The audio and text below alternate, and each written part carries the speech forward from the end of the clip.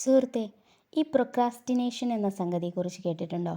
നമ്മളിൽ പലരും ഫേസ് ചെയ്യുന്ന ഒരു കാര്യമാണ്. അതായത്, നമ്മൾ പുതിയ ഒരു കാര്യം ചെയ്യാൻ വേണ്ടി തീരുമാനിച്ചാൽ നമ്മുടെ ബ്രെയിൻ അതിനെതിരെ പോരാടും. അതായത്, ഇന്ന് ഒരു കാര്യം ചെയ്ത് തീർക്കണമെന്ന് വിചാരിച്ച് അത് തുടങ്ങാനൊരുങ്ങുമ്പോൾ, പുതിയ ഒരു തുടക്കത്തിന് വേണ്ടി തീരുമാനിക്കുന്ന സമയത്ത് നിങ്ങളുടെ ബ്രെയിൻ മടി കാണിക്കും. സോ പിന്നെ ആവട്ടെ, നാളെ ആവട്ടെ, മറ്റന്നാളാവട്ടെ എന്നിങ്ങനെ നീണ്ടുപോകും. ഈ ഒരു അവസ്ഥയിലൂടെ കടന്നു പോകുന്നവരാകും നമ്മളിൽ പലരും.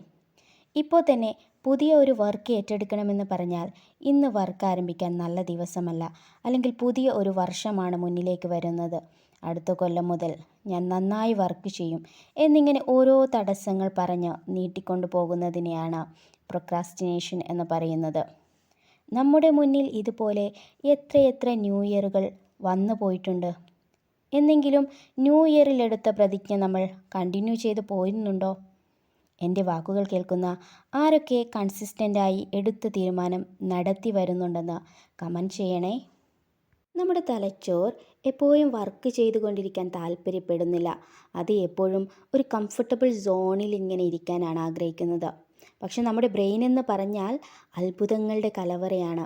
നമ്മുടെ ബ്രെയിനിന് പുതിയ സാഹചര്യങ്ങളെയും എൻവിയോൺമെൻറ്റിനെയും ജീവിത സാഹചര്യത്തിലുണ്ടാവുന്ന ഏതൊരവസ്ഥയെയും അഡാപ്റ്റ് ചെയ്യാനുള്ള ഒരു എബിലിറ്റി ഉണ്ട് എന്നുള്ളതാണ്. ഈ കഴിവിനെ നമ്മൾ തിരിച്ചറിയേണ്ടതായിട്ടുണ്ട്. നമ്മുടെ പൊട്ടൻഷ്യൽ എന്താണെന്ന് നമ്മൾ ആദ്യം മനസ്സിലാക്കണം. ഇതിനു വേണ്ടി ആദ്യം തന്നെ ലൈഫിൽ നിന്ന് ചില കാര്യങ്ങൾ നമ്മൾ എലിമിനേറ്റ് ചെയ്യേണ്ടി വരും. അതിലാദ്യത്തേത് ലിമിറ്റഡ് ബിലീഫാണ്. ഞാനൊരു പരാജയമാണെന്നുള്ള ചിന്ത, അത് നമ്മൾ ആദ്യം മാറ്റിയെടുക്കണം.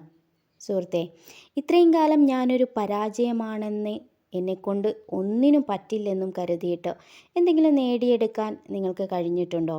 ഇല്ല. ഇനി മുതൽ ഈ ഒരു ബിലീഫ് നമ്മളങ്ങോട്ട് കളയുകയാണ്. പിന്നെ മാറ്റിവെക്കേണ്ടത് പലതരം മെൻ്റൽ ട്രോമകളാണ്. ഇത് പലപ്പോഴും മെഡിറ്റേഷനിലൂടെയും തെറാപ്പികളിലൂടെയും നമുക്ക് പരിഹാരം കാണാൻ സാധിക്കുന്നതാണ്. മൂന്നാമത്തെ കാര്യമാണ് ഈ പറയുന്ന പ്രൊക്രാസ്റ്റിനേഷൻ. ഇന്നത്തേത് നാളേക്ക് മാറ്റിവെക്കുക എന്നുള്ള സംഗതി. ഇത്രയും കാര്യങ്ങളെ എലിമിനേറ്റ് ചെയ്ത് കളഞ്ഞാലേ നമുക്ക് പുതിയ ഒരു തീരുമാനമെടുക്കാനും അതിൽ ഉറച്ചു നിൽക്കാനുമുള്ള ഒരു എബിലിറ്റി ഉണ്ടാക്കിയെടുക്കാൻ സാധിക്കുകയുള്ളൂ.